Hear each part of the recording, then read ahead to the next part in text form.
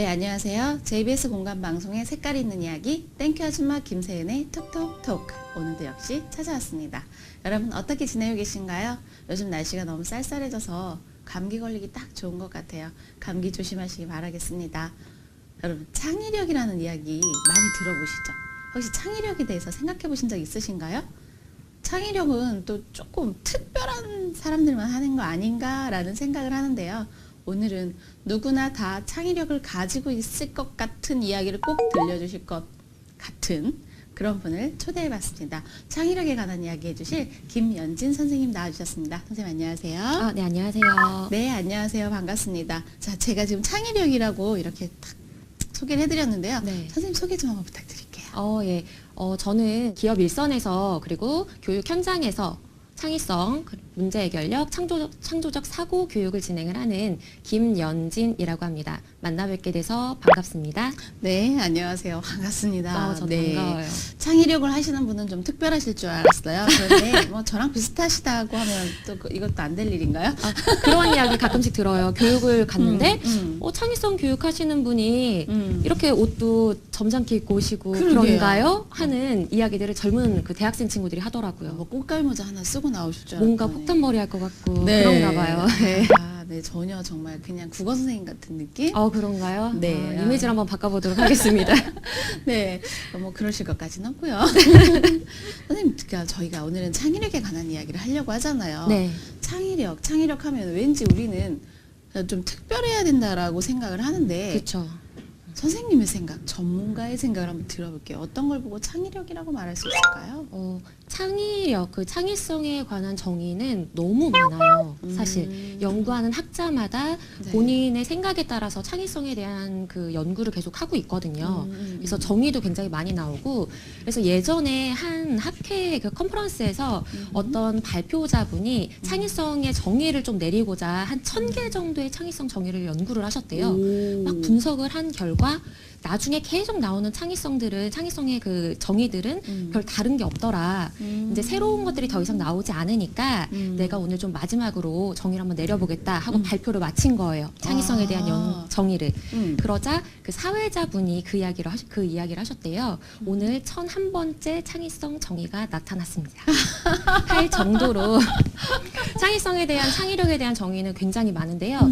제가 그런 것들을 조금 어느 정도 감안을 하고 들으셔야 돼요. 제 정의가 맞진 않지만, 그러니까 완벽하다라고 이야기는 할 수는 없지만, 제가 생각을 했을 때 창의성이라는 것은 어떤 발전적으로 생각을 하고 생각한 것들을 뭐 실현시킬 수 있는 그런 능력, 그게 바로 창의성이다라고 이야기를 할 수가 있습니다.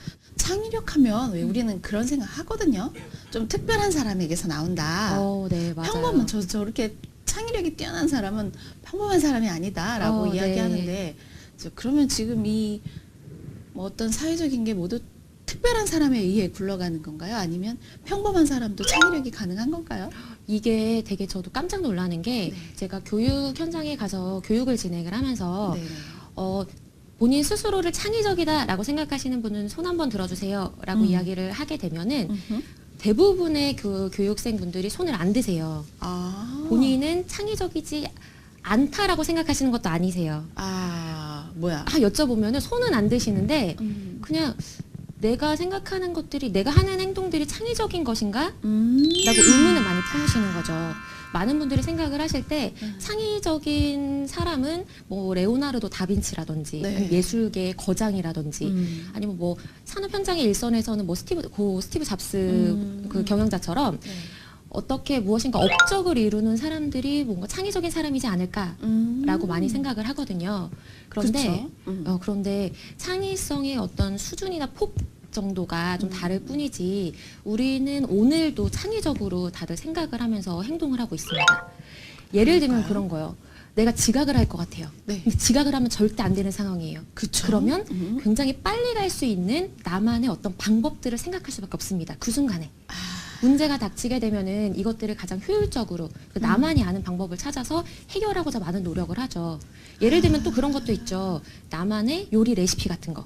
남들은 전혀 알지 못하는, 나만 알고 있는 요리 레시피는 굉장히 창의적인 그런 레시피거든요.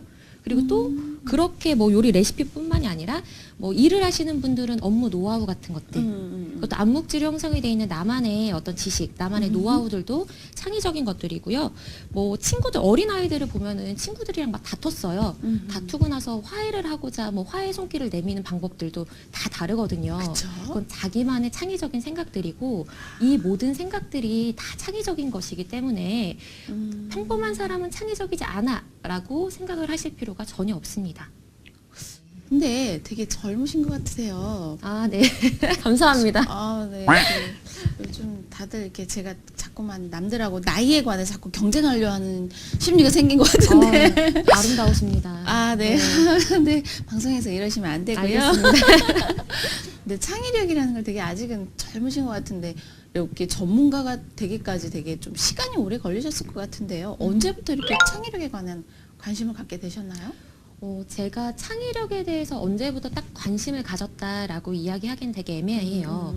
어떤 분 같은 경우는 이제 전공 수업을 들으시면서 연필로 할 수 있는 것들을 다 한번 적어봐라 라는 이야기를 듣고 본인이 너무 일반적인 거 몇 개 이외에는 그 시간 동안 나머지를 적지 못했다라는 거에 대해서 충격을 받으시고 내가 대체 왜 생각을 하지 못하느냐에 대해서 생각을 하다가 창의성 쪽에 관심을 두신 분들도 계시거든요. 그런데 저는 그거랑은 좀 다르게 그냥 어렸을 때부터 새로운 것들을 좀 생각해보는 것들을 되게 좋아했던 것 같아요. 예를 들면은 뭐 방송 TV에서도 발명과 관련돼 있는 채널이 나온다면 나는 어떤 것들을 한번 만들어 볼 수 있을까라는 생각을 하면서 그냥 뭐 재미있는 생각들을 좀 했었어요. 뭐 예를 들면 요즘에 좀 시판이 되고 있던데 그 타이머를 맞춰가지고 네. 개나 고양이의 그 사료를 지급하는 자동 사료 지급기 같은 것들.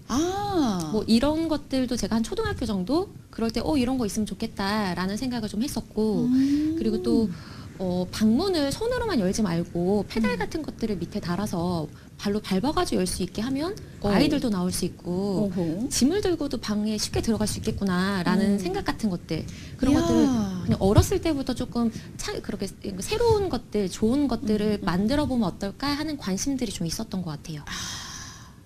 옛날부터 야 어떻게 문을 손 안 대고 열 생각을 했을까? 정말 멋진 생각을 하신 것 같습니다. 자 그렇다면요.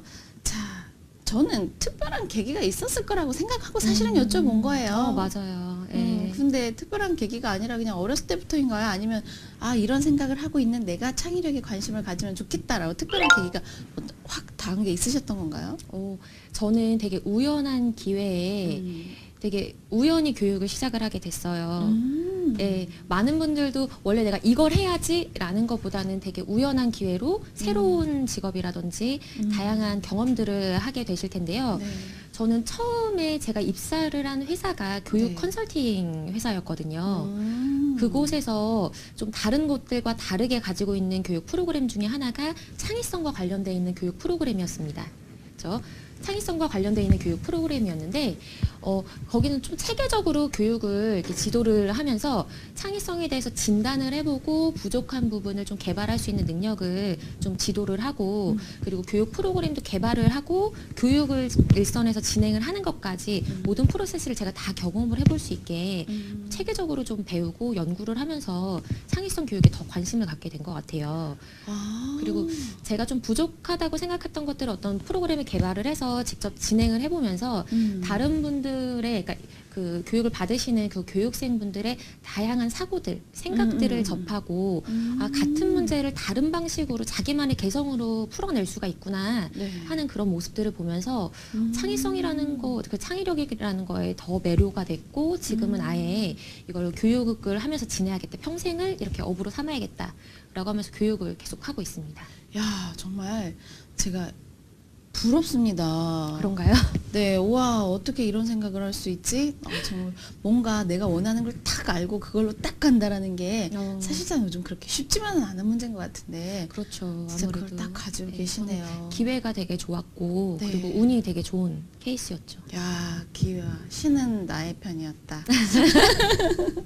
네, 그러면 선생님 보면 좀 이렇게 그런 계기로 이렇게 해서 막 뭔가 계기가 만들어지고 이런 상황에서 선생님이 그 길을 가시게 된 건데 네. 선생님들이 이렇게 가시면서 쭉 이렇게 사람들을 지켜봤을 때 특별한 사람이 창의력이 있는 건가요? 아니면 뭐라 그래야 돼요? 창의적인 사람의 특징? 네. 네, 그런 거 뭐가 있을까요? 사실 창의적인 사람의 특징이다라고 이야기를 하는 것도 굉장히 조금 난해한 부분이 있을 수도 있어요. 너무 왜냐면, 어려운 질문이었나요? 아니, 왜냐하면 너무 창의성에 대한 정의가 굉장히 많은 것처럼 창의적인 사람이 대체 어떤 특징을 갖고 있느냐 그것도 저 사람은 창의적이야, 저 사람은 굉장히 우리가 인정할 만한 창의성을 많이 갖추고 있어 하는 그런 사람들을 분석을 하는 겁니다. 그 사람들의 특징, 행동 특징을. 근데 개개별로 다 다르잖아요, 사실. 그런데 미아이 칙센트 미아이라는 교수님께서 이제 창의성을 많이 갖추고 있는 그런 산업 일선에서 굉장히 잘 되신 그 CEO 분들이라든지 모두가 좀 인정할 수 있는 그런 분들을 분석을 해서 네. 한 10가지 특성을 좀 정리를 했어요. 근데 10가지는 좀 기니까 제가 한 3가지 정도 네. 그 특성을 좀 설명을 드릴게요. 첫 번째가 어떤 거냐면 창의적인 사람은 명석하면서도 천진난만하다. 라는 이야기를 해요. 어떤 뜻인지 감이 오시죠? 네, 명석하진 못하지만 저 되게 천진난만한데? 아닙니다. 많은 분들이 나는 명석하지 못해 라고 생각을 많이 하지만 일정 지능 수준 이상만 된다면은 다 사고가 가능하고 문제를 풀 수 있고 지식을 습득할 수 있는 능력이 있기 때문에 어느 정도의 수준만 머무른다면 그 이상만 된다면 누구나 창의성으로 갈 수 있는 그런 기본은 가지고 있는 거고 거기에 뭔가 천진난만하고 순수한 아이 같은 세상을 볼 수 있는 눈을 가지고 있다면 저건 왜 그러지? 라는 호기심에 발견을 하면서 연구를 하기 위해서 노력을 할 수 있기 때문에 그 명석하면서 천진난만한 사람이 첫 번째 창의적인 사람의 특징이다라고 이야기할 수가 있습니다. 선생님이 생각하시는 천진난만과 제가 생각하는 천진난만은 좀 다르네요. 왜요? 제가 봤을 때는 충분히 천진난만하시고 호기심도 네. 많으시고 네. 굉장히 창의적인 그 자세를 갖추고 계십니다. 네, 감사합니다. 그냥 지나갈게요. 두 번째는 뭔가요? 두 번째는 외향적인 건 좋은 거고 약간 내향성은 좀 사회생활 못하는 거 아니야?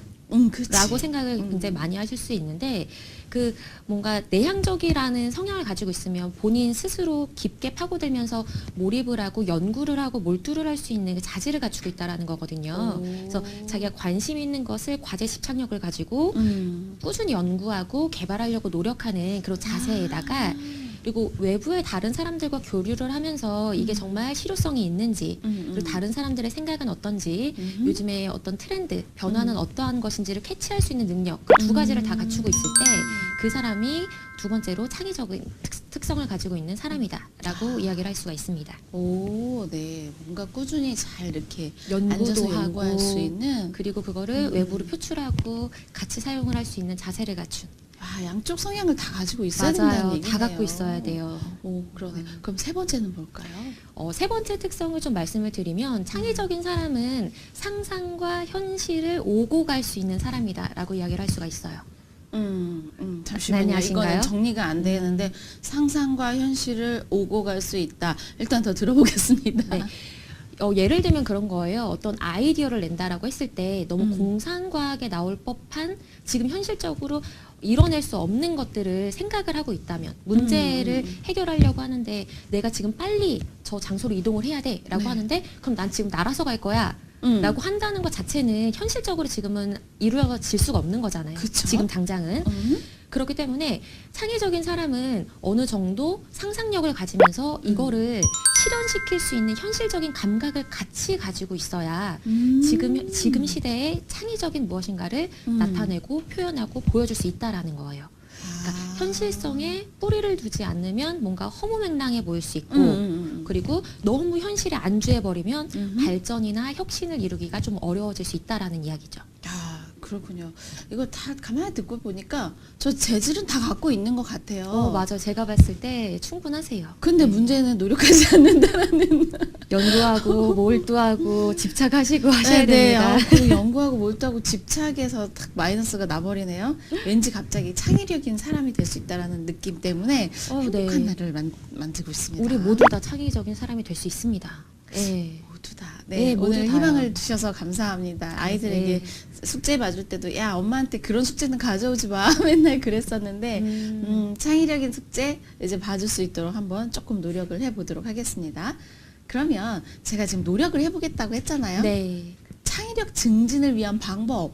음. 지금 말씀하신 대로 뭐 이렇게 좀 더 연구하고 이런 거 말고 어떻게 하면 좀 될까요? 현실적인 방법을 좀 몇 개만 알려주세요. 좀 대입을 좀 해볼게. 저는 창의적으로 갈 수 있는 다양한 방법들이 있지만 그 중에서 가장 먼저 말씀을 드리는 거는 기본적으로 내가 가지고 있는 고정관념에서 한 발짝 물러나서 그 문제라든지 사건이라든지 아이디어를 한번 바라보라는 이야기를 하거든요. 고정관념이라는 것 자체가 좀 변화되기 굉장히 힘들고 내가 그쵸. 이거다라고 믿어버린 그 신념 같은 체계의 생각들이거든요. 맞아, 맞아. 그게 그대로 굳어져 버려 있으면 내가 새로운 것들을 떠올리려고 하더라도 그 선에서 어느 정도 한계에 부딪혀서밖에 해결이 잘 되지가 않아요. 그래서 그런데 고정관념에서 한 발짝 물러서라라고 이야기를 하면은 많은 분들이 아니 그게 가능해? 라는 의문을 굉장히 많이 가지시거든요. 그런데 그 고정관념에서 벗어나려고 노력은 할 수가 있어요. 제가 한 두 가지 정도 이야기를 드리려고 하는데 네. 하나는 좀 행동적인 측면이고 하나는 사고, 생각적인 측면이에요. 그래서 아하. 행동적인 측면을 먼저 보면은 너무 반복되고 일상적이고 매일 하는 습관에서 좀 벗어나서 새로운 것들을 경험하고 해보려고 노력을 하는 자세. 그게 바로 좀 고정관념에서 한 발짝 물러날 수 있는 자세라고 말씀을 드릴 수가 있거든요. 네. 매일 하던 행동을 좀 바꿔봐라. 바꿔봐라. 예를 들면 오른손으로 맨날 밥 먹었으면 왼손으로도 밥을 좀 먹어봐라. 맞아요. 그러면 손이라는 게 어떻게 사용이 되고 숟가락이 뭐가 불편하고 뭐가 편하고 뭐 어떤 차이가 있지 같은 새로운 정보들, 새로운 경험들이 들어갈 수가 있거든요. 네. 그러면 기존과는 괜찮네요. 다르게 이 일반적인 상황들을 바라볼 수가 있어서 일반적으로 가지고 있는 숟가락은 이렇게 그냥 떠먹는 거야, 밥을 떠먹는 거야가 아니라 숟가락으로 숟가락에 이런 장점이 있네, 이런 불편한 점이 있네 하는 것들을 새롭게 경험을 할 수 있다라는 거죠. 그렇군요. 그러면 이제 행동적인 거 바꾸고 그다음에 생각적인 건 또 어떻게 하면 되나요? 생각적인 부분 같은 경우는 그런 거예요. 너무 일반적으로 알고 있는 상식이라고 생각하는 것들을 그냥 받아들이지 말고 이게 왜 그렇지? 라고 한 번씩 더 궁금해하고 질문을 해보는 거예요. 질문. 네, 호기심을 가지고 바라보라는 이야기죠. 예를 들면은 그런 거예요. 어느 한 면접장에서 네. 맨홀 뚜껑이 왜 동그라냐라는 면접 질문이 나왔대요. 그 한 번도 누구도 생각을 해보지 않은 것들을 질문을 했기 때문에 그 면접을 보고 있던 그 면접자 같은 경우는 굉장히 당황을 했겠죠. 그랬겠죠. 네, 그래서 이게 조금 센세이셔널하게 좀 이슈가 됐던 적이 있었어요. 이런 면접 문제가 나온다, 이런 창의적인 요구를 하는 그 면접 문제가 나온다가 한 몇 년 전에 막 이야기가 나왔었거든요. 그런데 그런 식으로 한 번씩 생각을 해보는 겁니다, 우리가. 맨홀 뚜껑이 왜 동그랄까? 생각을 한번 해보면 그런 이야기가 있어요. 그 하중을 견디는 것 자체가, 이 압력을 견디는 것 자체가 이 원형이 좀 잘 견딘다라는 이야기도 있고 다 설입니다. 그리고 또 맨홀이라는 것 자체가 약간 동그랗게 사람이 들어가기 편하게 체형에 맞춰서 동그랗게 제작이 돼 있기 때문에 뚜껑 역시도 동그랗다라는 이야기도 있고 뭐 그거 말고도 일하시는 분들이 그 뚜껑을 옮겨서 실어야 되는데 가장 이동하기 쉽게 굴려서 갈 수 있게 동그랗다라는 설도 있고 다양하게 있는데요. 그렇구나. 네, 매일 똑같이 생각을 하시는 게 아니라 이렇게 너무 당연한 거, 일반적인 거 같은 것들을 왜 그럴까? 라고 한번 질문을 해봄으로써 기존과는 다른 시각으로 그것들을 바라볼 수 있다라는 거죠. 선생님 오늘 정말 많은 말씀, 창의력에 관한 이야기, 제게 희망을 주셔서 감사합니다. 저야말로 초대해 주셔서 너무 감사해요. 아유, 별 말씀을 와주셔서 감사드리고요. 이 방송 보신 분 여러분 어떠세요? 특히나 집에서 아이들 자녀 교육에 좀 애쓰시고 내 아이는 창의력이 없어라고 애쓰시는 부모님들 혹시 계신가요? 저 많이 그랬었거든요. 근데 오늘 되게 많은 걸 느낀 것 같아요. 특별한 생각 아니고 아이와 함께 관점을 바꿔서 생각해보고 또 다른 안 하던 행동도 한번 해보고 이런 것들 부모님들도요 아이와 함께 해보시는 거 어떨까 생각해요. 너 혼자 해가 아니라 함께 같이 해보신다면 아이들의 창의력 상상력이 쑥쑥 자라나고요. 또 그렇다 보면 저절로 여러분이 원하는 우리나라의 인재가 되지 않을까 생각합니다. 저는 오늘 여기까지 이렇게 마치도록 하고요. 여러분 오늘 즐거운 시간 되셨나요? 저희 JBS 공감방송 땡큐 아줌마 김세은의 톡톡 토크는 이렇게 여러분과 많은 희망의 메시지 전하려고 노력하고 있습니다. 앞에 자막 나가고 있나요? 이쪽으로 연락 주시면요. 언제든지 출연하실 수 있도록 저와 함께 이렇게 호흡 맞춰보실 수 있었으면 좋겠습니다. 많은 관심 부탁드리겠습니다. JBS 땡큐 아줌마 김세은의 톡톡 토크 김세은이었습니다. 감사합니다.